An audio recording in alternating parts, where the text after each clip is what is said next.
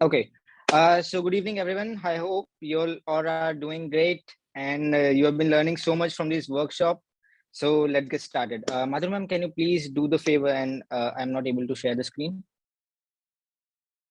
Okay, so Yeah. shall I guide you how to, because I don't have your PPT. So you are co-host Yeah. now. So you can jump. Okay. Yeah. I Okay. have my own PPT.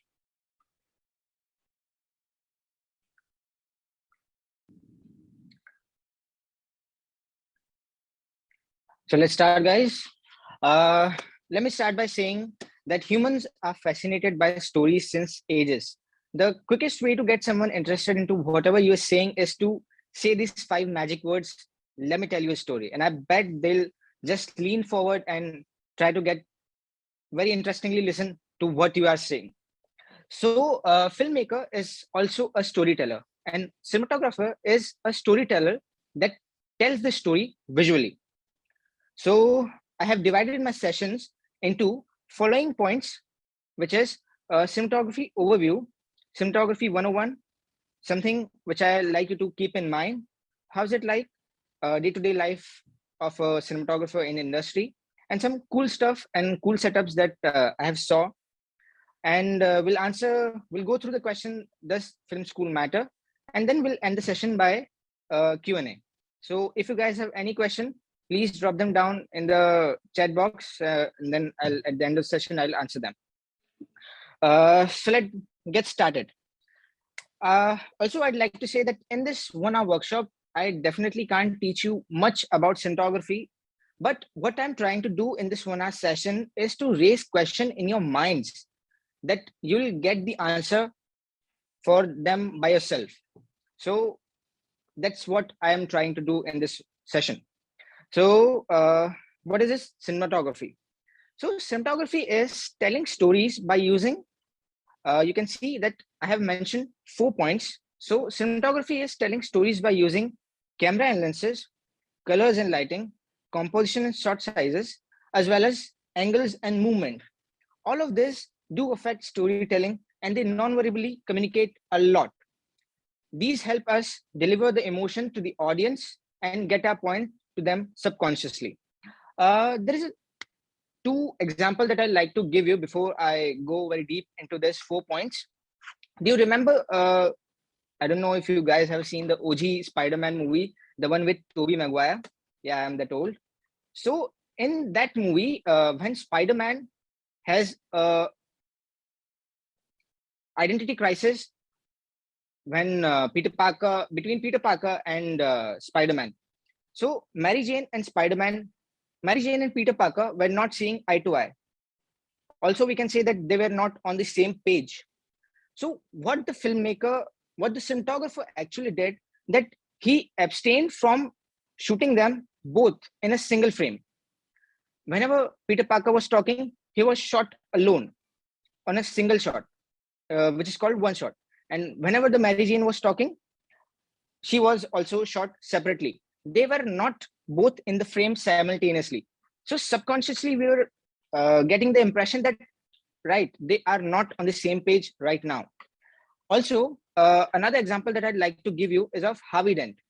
So if you guys have saw the Batman movies, there's a character called Harvey Dent, which is also called Two-Face because half of his face is burned.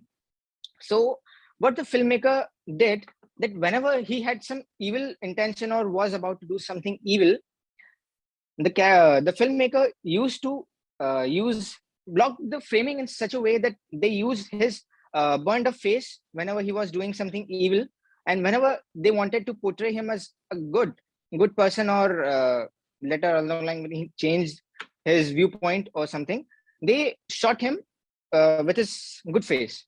So that's how cinematography is a subtle manipulation of audience, and they affect subconsciously. So let's go.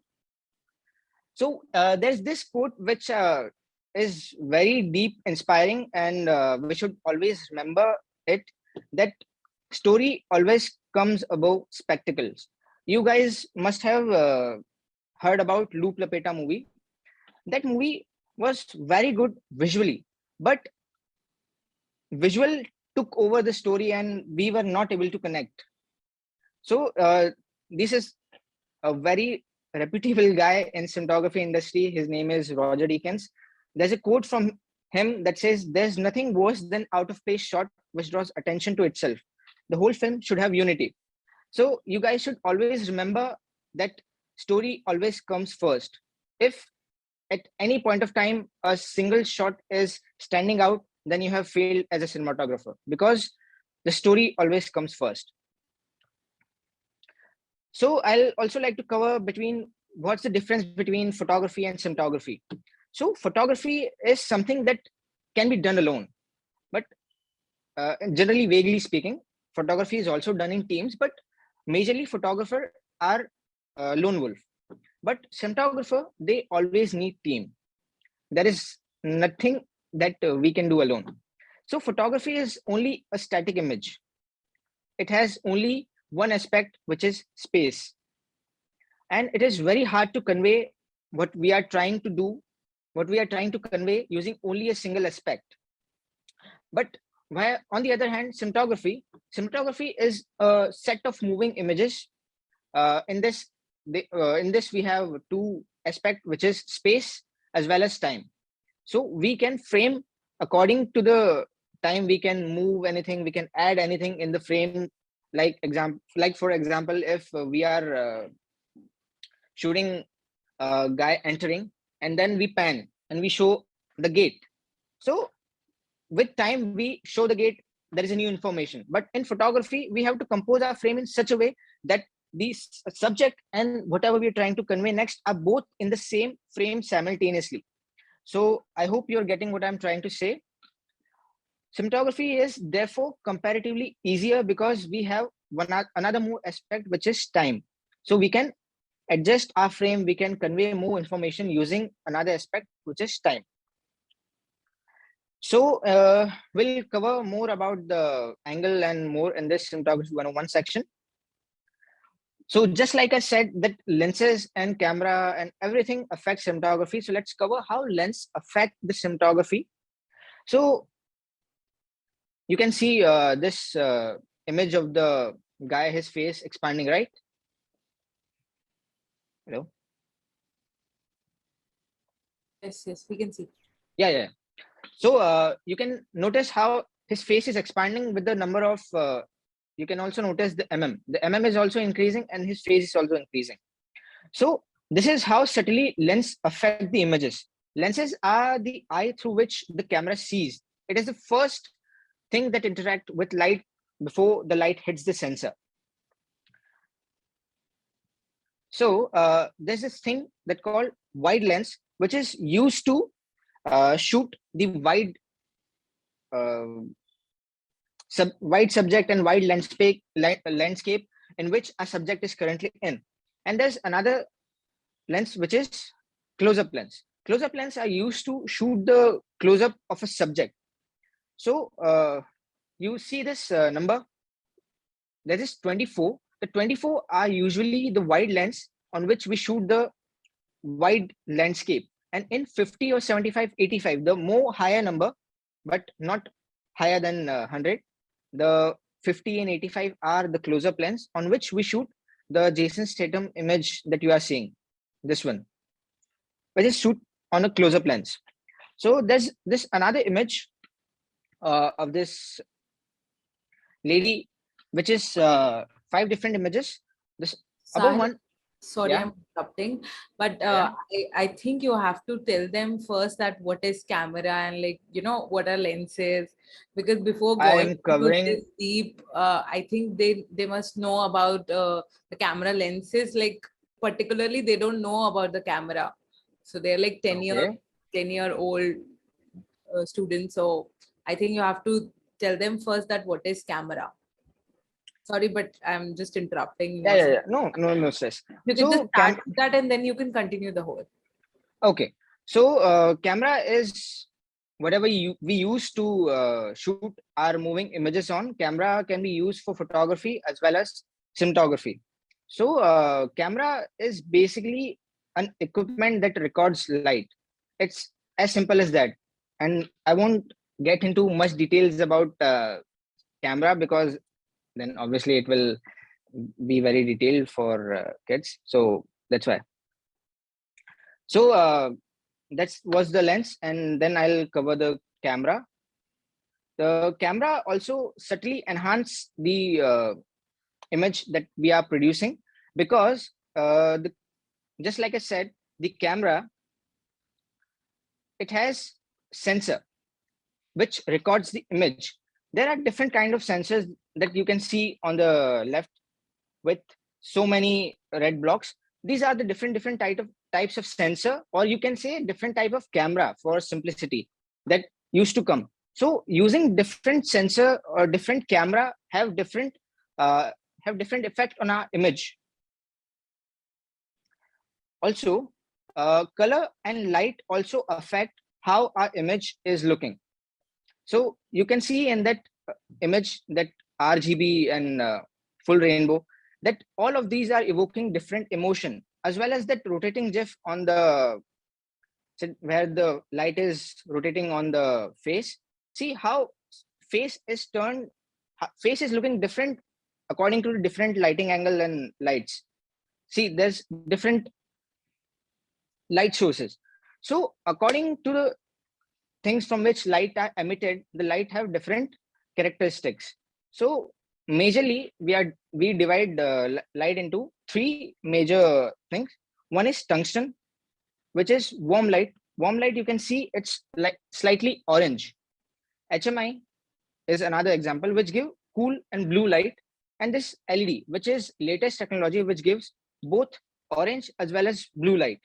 So you can see in the image on the below right, that bulb, it is giving warm or orangish light, whereas on the right side with the blue image is the HMI, which gives blue light.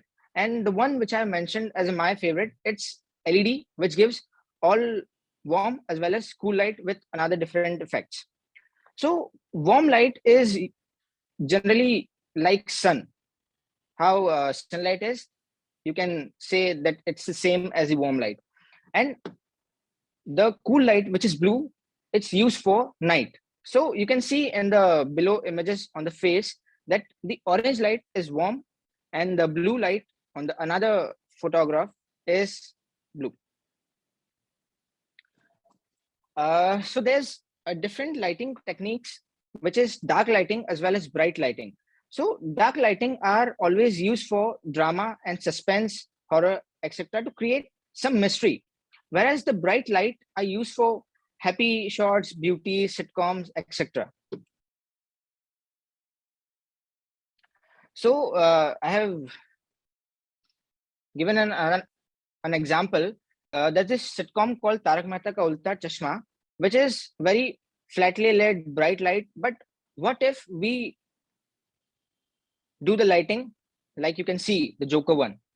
If we do the lighting very dark, see, how do you feel? How is it appropriate for the comedy? I guess no. Now, in this another slide, it is the appropriate lighting for sitcom, because it's very flat, smooth, and not very contrasty. So this is what makes lighting appropriate. This is what we should keep in mind as to lighting what we are shooting. So colors also have different effect, and each color has inherent meaning in itself. So I have broadly attributed meaning. See, red is generally used to convey danger or someone is angry. Orange are used to denote hostile environment or warmth. Yellow are majorly cheerful. Green are used for nature. Blue are very calm, and violet are used for fantasy. So you have to use the appropriate color to the emotions you want to convey. You can use color in your costume, in your prop, or in your frame, wall color, etc. But use it mindfully to what you want to convey. So we'll dive down deep into color. See here, red.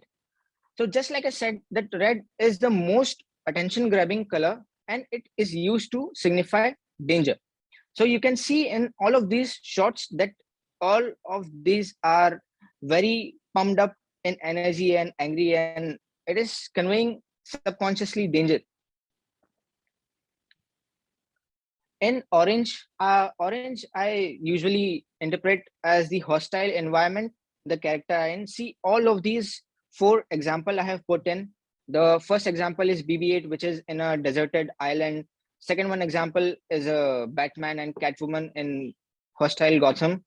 This third is Blade Runner. The main protagonist is also in a hostile environment. So I interpret orange as hostile environment which our character are currently in. Yellow is very cheerful, and but it is also used to show madness, naivety, and obsessiveness. If some of you have watched Breaking Bad, I don't know if you have watched it, but Breaking Bad, the yellow jumpsuit of the Walter White is used to convey madness because he became madman at some point. In the first example of the Emma, the one you can see, the lady in the yellow, the Emma is a naive character. And in the third example, it is another movie called The Audition. And in this, the yellow is used to denote obsessiveness because somewhere in the movie, this character becomes so obsessive. So this is how the color is used. Then I usually associate green with ominous, corruption, and evilness. Also, it can be interpreted as natural or nature related, depending on the hue, saturation, or what shade of green it's in. But generally, the darker green it is, I associate it with evilness. See, in all of these example, the most common would be the Voldemort. Like in the fourth example, look how Voldemort's power is very dark shade of green, which is subconsciously communicating to us that he's evil. And also in that above, just above the Voldemort, there's a guy with the green swimming pool. There's also the shade of green which is used to convey that he's a bad guy. Then let's head on to blue. Blue I generally associate with cold as well as calm. In the above three example, all of these are showing cold atmosphere in which our character are not at home, they are not themselves. But in the third example, the staircase one, it is very calm, very serene. If some of you have watched the Truman Show, this is the last shot of the movie in which the character leaves this set and he's very calm for the first time. So that's how you use blue. And violet I associate with fantasy, surreal, and magical. If you guys have watched WandaVision, uh, they have used violet because it's very magical, very surreal. And the latest movie Avatar, which is coming, it's also used violet very heavily because it's a fantasy series. And the first example of the Blade Runner, the one with the band-aid on his nose, this is also a science fiction, which is a fantasy. So they have used violet very religiously. Then we come to composition. Composition is basically how we frame our shot. So in all of the three of these example, which I have put here, the one with the orange girl on the center, you can inherently get it that she's the main character and the cinematographer wanted you to look directly at her. And in the second shot, there's the three guy in a cowboy setup that are on a standoff. So all of these three are on the same level and they are about to shoot off. And the third example, there's a guy very alone in the corner. We wanted to convey in that image that he's very alone and very cornered. So composition is a tool to guide the eye of the viewer. There's a guideline which we follow to compose images. So there's this rule of third, golden section, as well as golden triangle. You can see appropriate examples to each of one. See, on the first example, I'll give you of rule of thirds.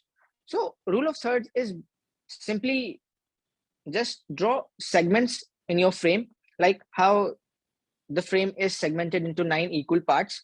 So wherever the segments are intersecting, wherever the segments are intersecting at the 4 points, which are at the middle of the frame.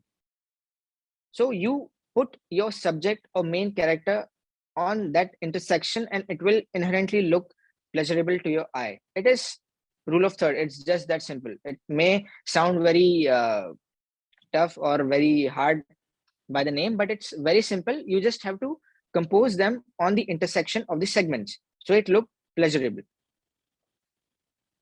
So there's this another thing, there's the shot sizes. So I'll just briefly cover them. There's this extreme long shot, the one that you are seeing above with the Gandalf, and we have to show Minas Tirith. It's a place in Lord of the Ring movie.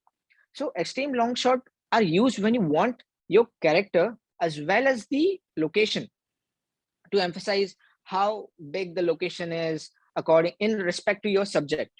And there's this another example which I have put is from the Guardian of Galaxy, in which we wanted to show our subject filling the frame, but also at the same time keeping emphasis on the scenery, on the background that our character are currently in. Then we just are getting from the wide extreme long shot to very close. So another shot size which comes now is mid shot. You can see Wonder Woman. Wonder Woman is shot as mid shot, and then another is MCU, which is middle close up, which are roughly from the chest up. Then there's something called close up, which is only of the face, which are used to show emotions and detail of the character. Then there's another magnification only of the eye, which is extreme close up, the one you can see of the Magneto. The subject fills the frame entirely, and we just wanted to show a specific aspect of the subject. Like in this example of the Magneto, he's a character from X-Men universe. So in this character, in this shot, the Magneto is conveying emotions using his eye. So the cinematographer wanted to convey that emotion only using that shot size, which is extreme close up of the eye only, and he was doing some expressions by using his eye. So another thing, the last thing that we used in our cinematography is angle. You can see three of the example which I have used. Simply speaking, there are three angles, which is low angle, eye level, and high angle. So low angle is used to empower the character, as you can see in the first shot, first example which I have given here, that they are villain and they are looking more empowered. They are very powerful compared to us because we are looking up to them. And in high angle shots, like you can see of the Harry Potter, the Harry Potter is in a very vulnerable state because of the way he's framed. He's very vulnerable right now. And another third example is eye level, in which we are seeing the character eye to eye. This angle is used when we want our audience to connect with this subject that we are showing the emotion we want to convey. So that's how angle are very important in visual storytelling.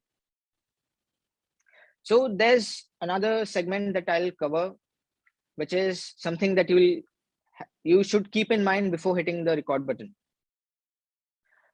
So there's this thing that newcomers always think that it's always about the tool, but let me tell you, it's never about the tool. Resolution, camera, light, etc. all are secondary. It's just a way, is just a tool to help you tell you the story. The Oscar-winning movie Parasite was edited on out-of-date Final Cut Pro version. It's an editing software, but they have used very out-of-date. So, as an example, I've used that tools are just to help you convey your story. It's not everything. So, resolution, camera, lights, everything are secondary. You have to focus on your story first. If you're unsure about everything, you must figure out it beforehand, because it will save time later when you are shooting. Whatever you want to shoot, you should have a brief idea, or you should have a hint what you want to do on set, because it's always better to be clear beforehand, then go on shoot and discuss what you want to do. Like you can see in this example of the Wally movie, I like Wally movie, so I put it there. They have very distinctively listed whatever they want to convey. So you can see Wally and Eva's interaction, and they have all drawn it in a storyboard. So before shooting, you should also have a clear idea of what you want to shoot. You should make a storyboard similar to this one, and let the editor do his job. I have seen some newcomers, they delete footage on the shoot itself, which I'll say is a very bad and wrong practice. You shouldn't delete your footage whenever you are shooting. It's a job of the editor. You should always give whatever content you can possible to the editor. You don't have to do his job for him.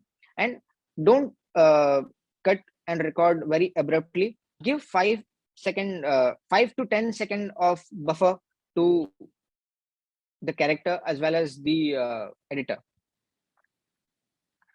So there's this thing that Murphy law always happen. Murphy law is is just basically that whatever can go wrong goes wrong on a film set. So you have to be very flexible on details, but stubborn on vision. Whatever you want, you should be stubborn on that, but not how. So you should always be a problem solver, because the more variable we have on a film set, the more problem we are gonna face. So we have to solve problem very quickly. So there's this another thing which I like to keep in mind is shaky footage. So nothing screams amateur or beginner more than a shaky footage. You should always use or give thought or attention to how you are shooting your image or video. You should always place your mobile phone or whatever camera you're shooting on a stable tripod or any stable surface to achieve that stabilized look, to not get that shaky footage. It's a very big no. So there's this another thing that I like you to keep in mind is character looks. See how in this happy example that girl and the Thor is talking to each other. They are looking at each other, right? The Daenerys is looking to the right and Thor is looking to the left. So it feels like they are talking to each other. But in the unhappy example, the one in the blue, they both are looking at the same time, at the same side. So we are confused exactly to who they are talking to. Are they talking to each other? So that's how there's this another concept in the third example.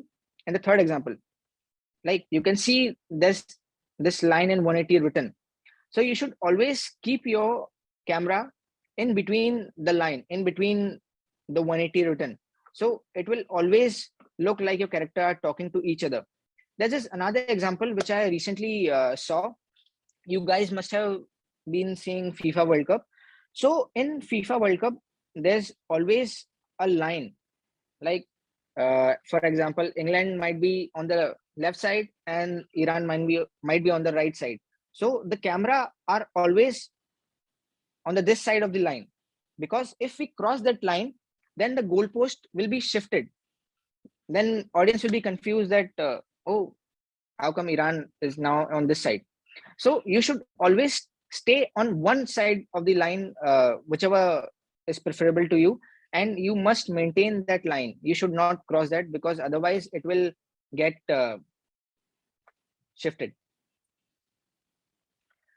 There's this another thing called sun path. So it's a no-brainer when I say that sun goes from east to the west. So we plan our shots according to the path of the sun. There are many apps, but some of the apps which I mentioned in the slide are Sunseeker and Sunsurveyor. These are the app that I use to check sun path. So how I use sun path is basically like, if sun is rising here from the east, I plan my shot according to the sun when it's in the east, and when it's setting in the west, I plan my shot accordingly when it's in the west. So that's how sunpath is useful for you as a cinematographer. You must plan your shots according to the sun's path and location at different point of time. So there's this another thing you must always keep in mind is proper exposure. It's nothing but just how your image or frame is looking. If it's too bright, then it's overexposure, and if it's too dark, it's under. You must maintain a proper balance.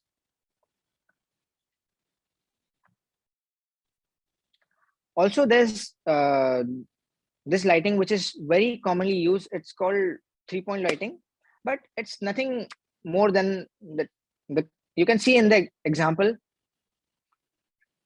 right?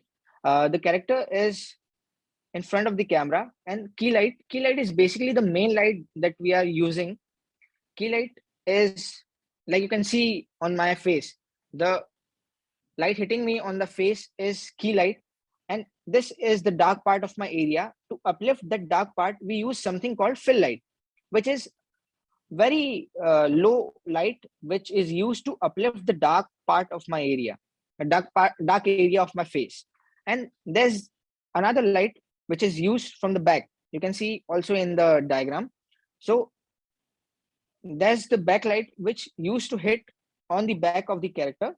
So the character is separated from the background. It's very important, and it's not that hard. This is very simplistic lighting setup which is used everywhere, and simple is always best. You must not complicate your lighting pattern very much.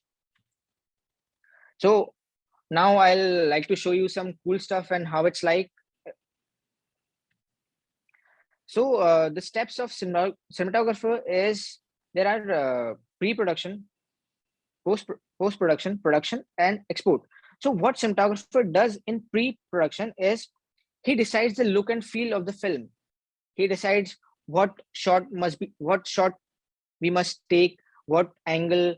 The Remember what I taught you in cinematography 101. All of these are in the back of the mind of cinematographer, and he is making a shot list, whatever he want to shoot on that day to convey the emotions better. We make lighting plan in the pre-production, we figure out schedules. Then in production, we are pre-lighting if we are lighting the set, if there is some extensive setups that require more time, and then we shoot. And in post-production is basically editing and collating all of the data together. So in post-production, we grade our footage. I'll cover grading in another slide. And after grading, we just export according to the platform we are putting that on. So color grading. Color grading is basically, you can see the example on the monitor. There are two images. The one which is, someone raised their hand.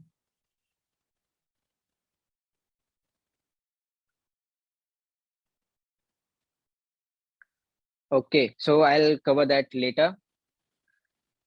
It's a very contrast, saturation, shadow, hues, black and white filter, highlights. It's a very deep, and I can't cover that in that session. It will be very deep, but you can mail me and I'll chat with you directly. Okay, Devdarshan. So color grading. So color grading is basically grading your footage to look better. So you remember color psychology thing that I mentioned. So we grade our footage according to the color psychology, to according to the emotions we want to convey. And in that yellow example, it's a how a grading studio looks like. You can see how there's this different panel, and there's a white screen on which we view what we are grading, what we are shooting, etc. So grading is like reshooting your film again.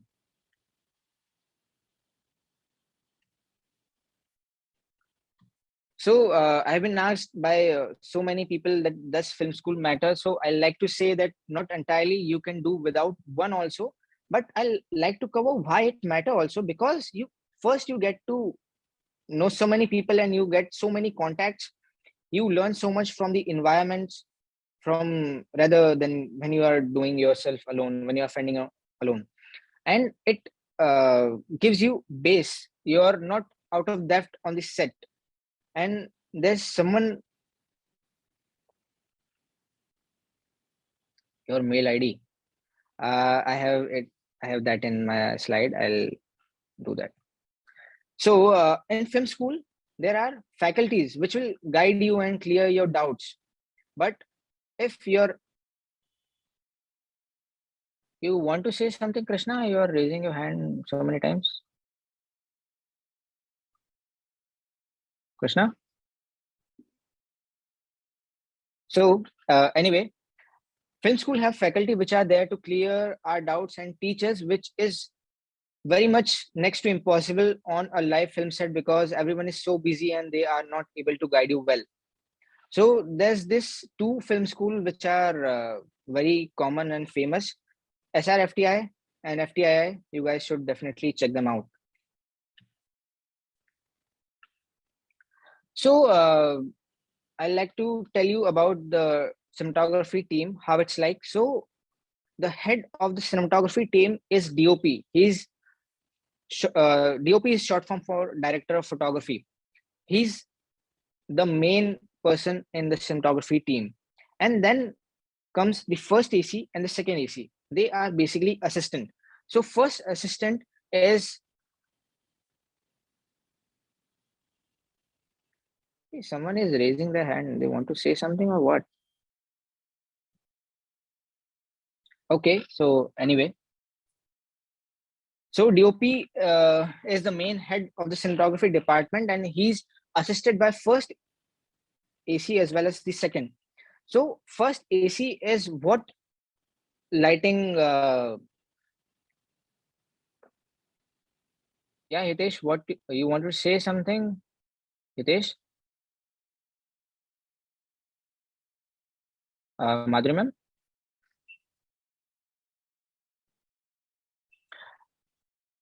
Hitesh, we can chat later. Whatever you want to ask, is it okay?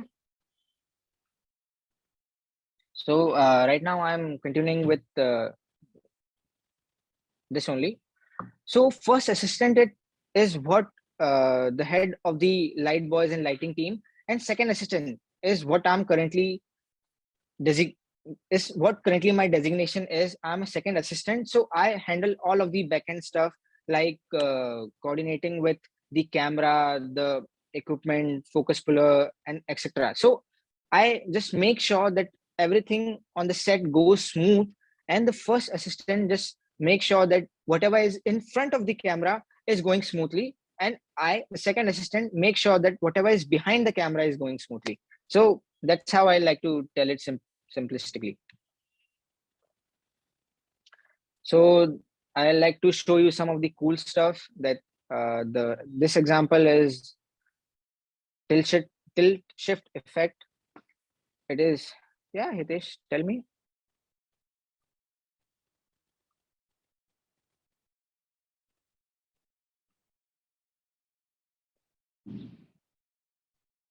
So there's this another example of macro lens, the insect that you can see. It's shot by using a macro lens. Macro lens are basically lens which allow us to shoot close up like this. And there's this another black and white example in which we have used the fisheye lens. Fisheye lens give us ultra wide frame, and it also give us a weird distortion, which is cool sometimes. There's this another thing that's very popular right now is motion capture. The Avatar movie that is coming recently have used motion capture very heavily. Also, there's this another thing called chroma lighting. In the Thor example, you can see how the chroma is lit, and then in the VFX or in the post, the background, the green cloth is removed, and another background which are composited, another background which is made on the computer is put behind the character. So I just wanted to show you how same setup can look different by using different camera setting as well as different lights. And all of them are evoking different emotions. So you can see one is very warm, giving very sunset feel. One is daytime, very clinical. One is overcast, and another is blue hour. So all of these are by using different setting and lights. So now there are some very cool setup which I found, which I like to show you the video of. So let's go.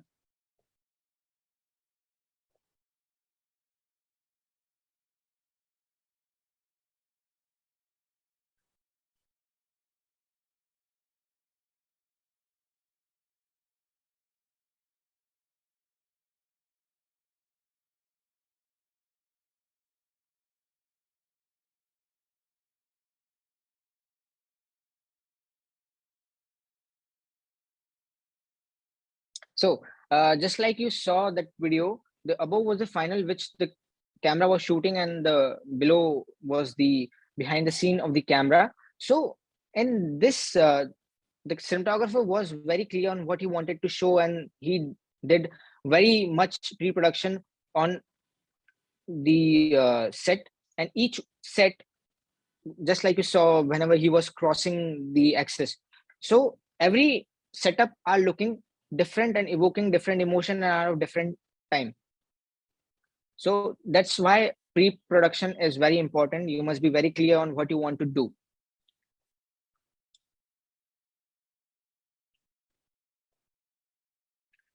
There's this another cool setup which is called a body rig, in which the camera is placed on the character itself. The above,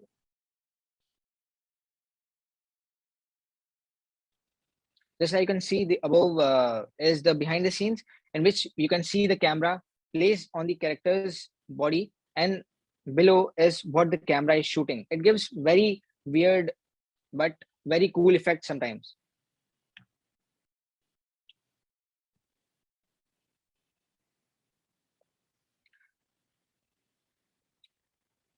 So it's a very latest technology, and it is done on something called robotic arm, which is very minute. It is very programmable, and we have to program only that motion, and the robotic arm keeps doing that how many times. So it is used to do shots like this. Example of robotic arms are bolt and etc.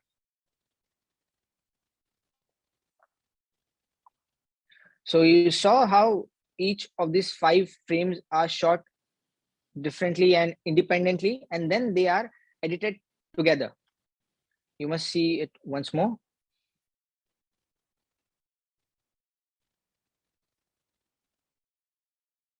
See, this is one example, another.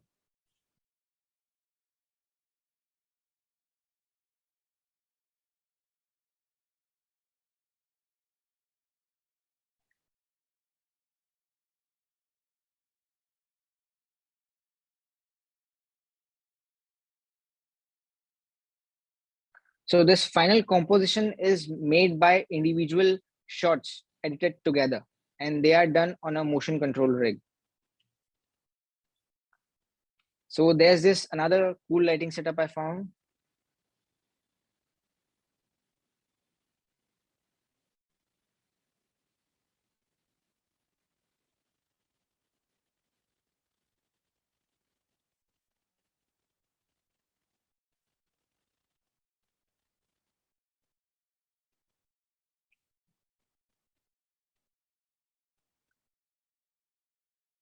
Uh, we'll watch it once again.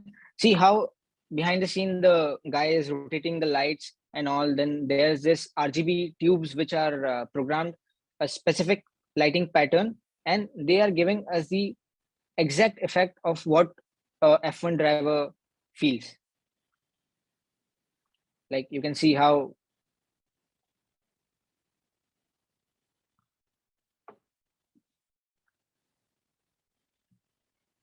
So now I like you to tell some recommended reads and watch which I like you to research on or watch, which are related to cinematography. So I have curated a list of YouTube channels, books, as well as website which will help you in your cinematography pursuit.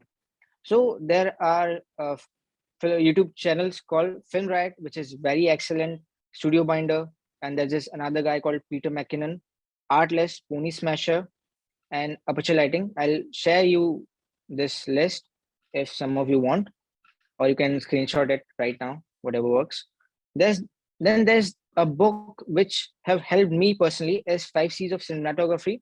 If anybody wants to learn what is cinematography further, you must read that 5C of cinematography. It has covered cinematography very excellently. So I'll definitely recommend that book. Please do read it. And then there's two websites which I used, which I use very religiously is No Film School. It gives tips and tricks as well as a filmmaker IQ. I definitely recommend filmmaker IQ website to you because it's a very free type course in which you'll get to learn more about filmmaking. And also, my personal favorite movie right now, which I'll ask you to see, is Dune, which come right now, and it's most probably Oscar winning or something. So, cinematography, what cinematography is, and how he has built that unknown planet Arrakis by the use of cinematography is you should watch that movie so you get to experience that for yourself.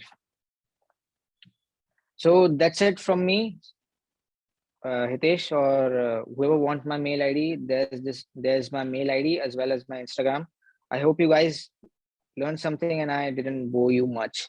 So if anybody has any questions apart from that contrast saturation one, Devdarshan, I'll do that directly with you. Let's not get this here. Anybody has any question, please put them here. I'm allowing Hitesh. He has raised his hand, so I'm allowing Yeah, him. yeah, yeah, yeah. Yeah, Hitesh, hello. Hitesh, you can speak now. Alexa, lights on. Alexa, lights on. Hitesh. Hello. Yeah, Hitesh, tell me.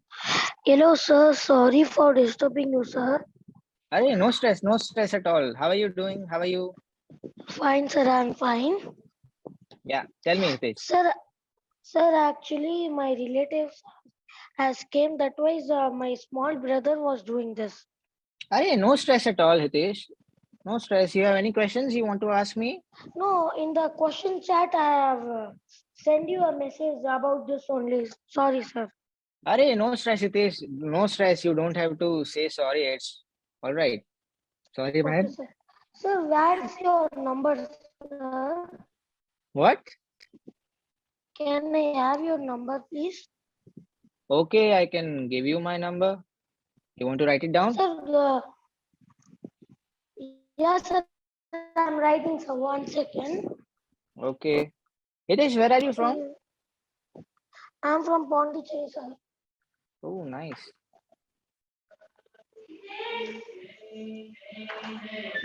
Sir, 1 second, sir. No stress. Yeah. Aram se. How old are you, Hitesh? Devdarshan. Sir, you If can tell your Devdarshan. number, sir. Okay, my number is 822 Eight double two 582 five eight two 64 14. 14. Okay, sir. Thank you, sir. Thank you, Hitesh. What's your age though? Sir, my age is 11. Oh, nice. Very interesting. Your age and your learning cinematography right now. Very good. Thank you. You Thank you, you sir. have Thank you, you sir. have done something. You have shot something or what? Means You have shot something. I can't understand. You have made some film. You have shoot something. You No, have no, no, sir. No, sir. okay. So after this workshop, I'm hoping you'll shoot something on your own and then Yeah, if send I me. shoot, sir, I will definitely send you. Yeah, yeah, you should send me on my WhatsApp. I like Yes, to sir. Now see I will what save your number, sir. done. Definitely, you should definitely WhatsApp me whatever you shoot. I'll love to see it. Okay, sir. Sir, do you know Okay. Hindi? हाँ भाई, हिंदी तो अपने को आती है। Sir मेरे को भी हिंदी आती है sir.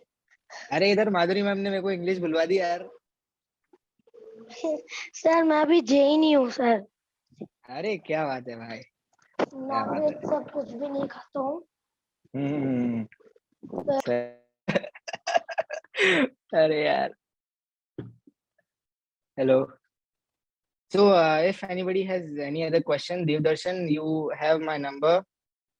You can hit me up on WhatsApp. I don't want to get into right now. Contrast saturation, it will be too very much in depth for the 10-year-old kids, right?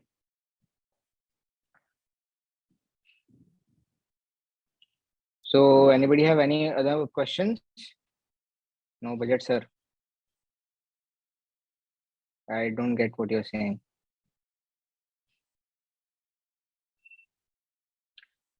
Uh, any other questions? Devdarshan, if you have my number, you can contact me directly, or you have my email or whatever.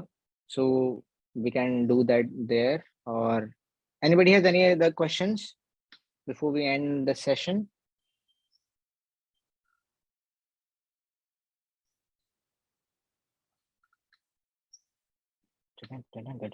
I think no one How to has. change a man into old man? Man, to change a man into old man, we have to use makeup or prosthetic or something. We don't do that by cinematography, or we'll have to use VFX.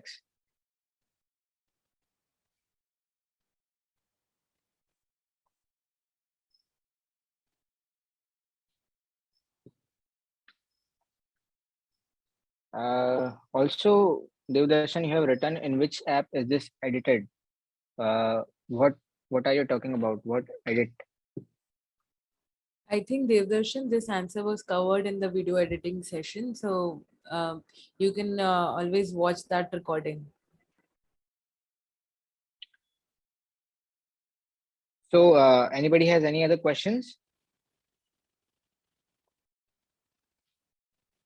I think Sahil, they have completed with the question answer. Okay. It was nice talking to all of you guys. Thank you so much.